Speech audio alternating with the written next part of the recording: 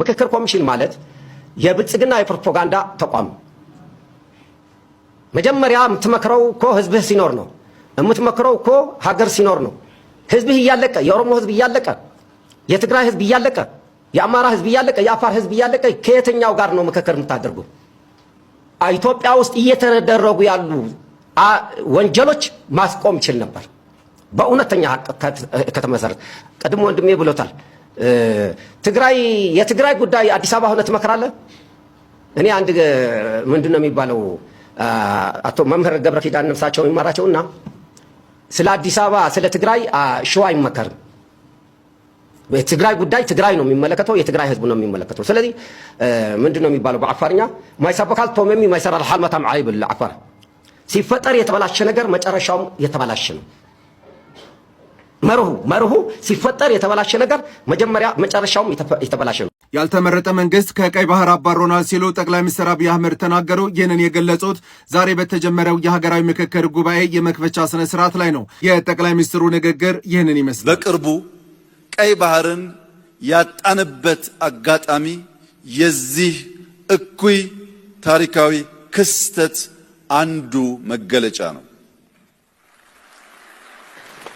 ኢትዮጵያ ለሺህ ዘመናት ያስተዳደረችውን በባለቤትነት የያዘችውን ለራሷም ለከባቢውም መጠቀሚያ ያኖረችውን ቀይ ባህር ያልተመረጠ መንግስት፣ ያልተወያየ መንግስት በሸፍጥ ኢትዮጵያን የጂኦግራፊ እስረኛ እንዲያደርግ ያደረገበት ዋናው ምክንያት በውስጥ ያለን ስንፍና እንጂ የኢትዮጵያን መሻትና ጥቅም ማስቆም የሚችል ኃይል ስለነበረ ስላለ ስለሚኖር አይደለም።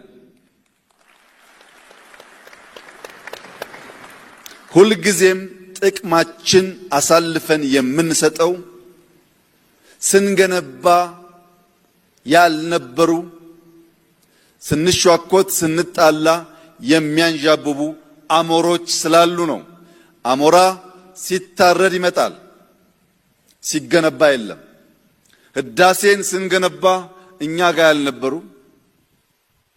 ከተሞቻችን ሲያሸበርቁ እኛ ጋር ያልነበሩ፣ ልማት ስንጀምር እኛ ጋር ያልነበሩ፣ እርስ በርስ ስንጨቃጨቅ ግን ከየት መጡ ሳይባሉ ጥይት ሲያቀብሉ፣ ብር ሲያቀብሉ፣ በሚዲያ ፕሮፓጋንዳ ሲያደርጉ ይታያል። በዚህ ላይ እናንተ ምን አስተያየት አላችሁ? ሐሳባችሁን ልታጋሩ ትችላላችሁ። ጠቅላይ ሚኒስትር ዶክተር አብይ አህመድ በኢትዮጵያ ሰማይ ላይ ለሚያንዣብቡ አሞራዎች ያለኝ መልእክት ከብቱን መርጠን የምንገዛ እኛንን፣ የቅርጫውንም ባለቤት የምንወስን እኛንን። ከተረፈንና ከማንፈልገው ውጪ ግን የትኛውም አሞራ በጉልበት ከየትኛውም ቅርጫ ላይ አንዲት ኪሎ ስጋ መውሰድ እንደማይችል ላረጋግጥላችሁ ወዳለሁ በማለት የሀገራችንን የማያወላውል ሉዓላዊነት በጽኑ አስምረውበታል። አክለውም ያለኛ ፈቃድና ፍላጎት ውጪ ግን ለሺህ ዓመታት የኖረችውና በጠንካራና በማይበጠስ ገመድ የተሳሰረችው ኢትዮጵያ በአሁኑ ፕሮፓጋንዳ ትዘናጋለች፣ ጥቅሟን አሳልፋ ትሰጣለች ብሎ ማሰብ ከንቱ ምኞት መሆኑን በግልጽ አስታውቀዋል። ጠቅላይ ሚኒስትሩ በመጨረሻም ታሪካችንን በትክክለኛው መንገድ አውቀን ሁሉንም ወደ ጋራ ጥቅም በመመለስ በጋራ እንድንሰራ ጥሪያቸውን አቅርበዋል። ታዲያ እናንተ በዚህ የጠቅላይ ሚኒስትሩ ንግግር ላይ ምን ሐሳብ ትሰጣላችሁ? ኮሜንት ላይ አጋሩኝ። መልካም ጊዜ። አሜሪካ ለህወሓት ማስጠንቀቂያ ሰጣለች። ማስጠንቀቂያውን የሚሰጡት የአሜሪካው አምባሳደር ኤርቤኒ ሜሲንጋ ናቸው። ይህም ለህወሓት የመጨረሻ ነው ሲሉ ገልጸዋል። ዛሬ ወደ ትግራይ ክልል ያቀኑት የአሜሪካው አምባሳደር ኤርቤኒ ሜሲንጋ ከህወሓት ከፍተኛ አመራሮች ጋር ውይይት ማድረጋቸው ተገልጿል። ከዚህ ጋር በተያያዘ ከውይይታቸው በኋላ ለትግራይ ቴሌቪዥን መግለጫ የሰጡት ሁለቱም የህወሓትና የአሜሪካ ከፍተኛ ባለስልጣን በርከት ያሉ ጉዳዮችን አንስተዋል። በተለይ የአሜሪካው አምባሳደር ኤርቤኒ ሜሲንጋ እንዳሉት ከሆነ ህወሓት ወደ ፕሪቶሪያ የሰላም ስምምነት መመለስ አለበት። የፕሪቶሪያ የሰላም ስምምነት ትግበራ በዘላቂ ሁኔታ መቀጠል አለበት። ይህንንም ለህወሓት ከፍተኛ አመራሮች የሚሰጠውን ነገሮች ሰጠናል ሲሉ ገልጸዋል። በዚህም በህወሓትና በፌዴራል መንግስቱ መካከል ያለው ስምምነት እንዲፈታ እኛ የበኩላችንን እንጥራለን። ህወሓትም የፕሪቶሪያ የሰላም ስምምነትና በትግራይ ክልል ባሉ ወቅታዊ ሁኔታዎች ላይ አበክሮ መስራት አለበት ብለዋል። በአሰብ ወደብ ዙሪያ የጦር መሳሪያ ክምችት መጀመሩን የሚገልጹ መረጃዎች ይፋ ወጥተዋል።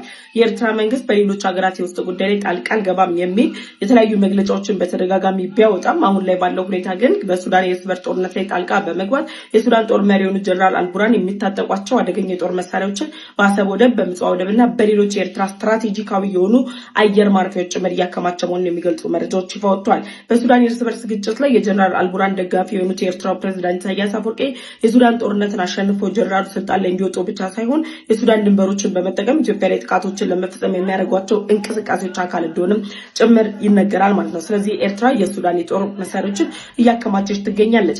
ዛሬም እላቸዋለሁ ቅዳሜ ሊደርስ 2 ቀናት ብቻ ቀርቶታል። ቅዳሜ ጠዋት 12 ሰዓት ሐምሌ 11 2018 ሁላችንም መስቀል አደባባይ ተገኝተን ከትግራይ ህዝብ ጎን የምንቆምበትና ህዋትን ለአንዴና ለመጨረሻ ጊዜ የምንቀብርበት ሰዓትና ጊዜ መድረሱን ላበስራችሁ እወዳለሁ። እኔም በሰልፉ ላይ እገኛለሁ። እናንተም እንዳትቀሩ።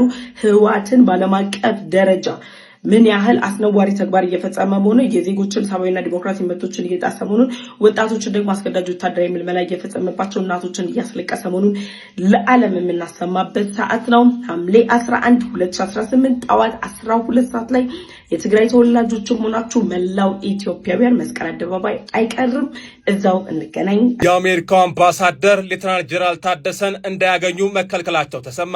የህወሓቱ ሊቀመንበር ደብረጽዮን መቀሌ ውስጥ የሉ በሚል ምክንያትም ከአምባሳደሩ ጋር አልተገናኙም ተብሏል። አምባሳደሩ በህወሓትና በፌዴራል መንግስት የተፈጠረውን ውጥረት ለማርገብ ከወትሮው በተለየ ሁኔታ በቻርተር አውሮፕላን ልዑካቸውን አስከትለው ወደ መቀሌ ተጉዘው ነበር። ማሲንጋ ወደ መቀሌ ያቀኑት በዋናነት የህወሓቱ ሊቀመንበር ዶክተር ደብረጽዮን ገብረ ሚካኤልና ሌተናል ጀነራል ታደሰ ወረደን ለማነጋገር ነበር ተብሏል። በፕሪቶሪያው ስምምነት መሰረት የተቋቋመውን ጊዜያዊ አስተዳደር አፍርሰው ስልጣን የተቆጣጠሩት የህወሓቱ ሊቀመንበር ዶክተር ደብረጽዮን መቀሌ ውስጥ የሉም በሚል ምክንያት ከአምባሳደሩ ጋር አልተገናኙም ተብሏል። ከስልጣን ከወረዱ በኋላ ከአደባባይ እይታ የጠፉት ጀነራል ታደሰ አምባሳደሩን እንዳያገኙ በህወሓት የጸጥታ አመራሮች የደህንነት ስጋት አለ በሚል ምክንያት እንደተከለከሉም ተሰምቷል። ጠቅላይ ሚኒስትር ዶክተር አብይ አህመድ ለኢሳያስ አፈወርቂ ጠንከር ያለ መልእክት አስተላልፈዋል። ጠቅላይ ሚኒስትር ዶክተር አብይ አህመድ ባስተላለፉትም መልእክት ከቀይ ባህር በሸፍጥ ተገፍተናል፣ ያልተመረጠ መንግስት በሸፍጥ ከቀይ ባህር አባሮናል ሲሉ ገልጸዋል።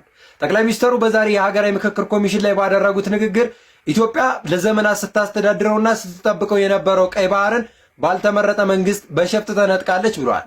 ይህም የኛ የኢትዮጵያኖች ስንፍና እንጂ ቀይ ባህርን የሚነጥቀን አካል አቅም ወይንም ደግሞ ስልጣን ወይንም የተሻለ ነገር ኖሮት አይደለም ሲሉት የተገለጹት ጠቅላይ ሚኒስትሩ በተለይ በቀይ ባህር ጉዳይ ላይ አሁንም እንደማይደራደሩና በሸፍጥ የተነጠቅነውን ቀይ ባህርን ለማስመለስ ሙሉ አቅማችን እንጠቀማለን ሲሉ ገልጸዋል። ጠቅላይ ሚኒስትሩ አሁን ላይ እንግዲህ ከኤርትራ መንግስት ጋር በገቡት ውዝግብ ላይ በርከት ያሉ ጉዳዮችን ያነሱ ሲሆን በተለይ በቀይ ባህር ጉዳይ ላይ በሸፍጥ እንደተነጠቅን በሰላማዊ ወይም ደግሞ በኃይል ልናስመልስ እንችላለንም ብለዋል።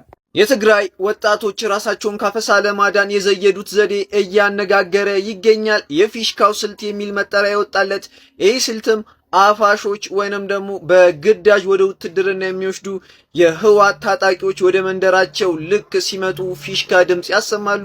የፊሽካውንም ድምጽ ደግሞ የሰሙ ወጣቶች ይደበቃሉ ወይም ደግሞ ራሳቸውን ያሸሻሉ። በዚህ ስልት ላይ ሰርሶ ምን ይላሉ? ኮሜንት ሴክሽን ላይ ያስቀምጡልኝ። ፎሎ ማድረግ እንዳይረሳ። ሻሎም ኢትዮጵያ።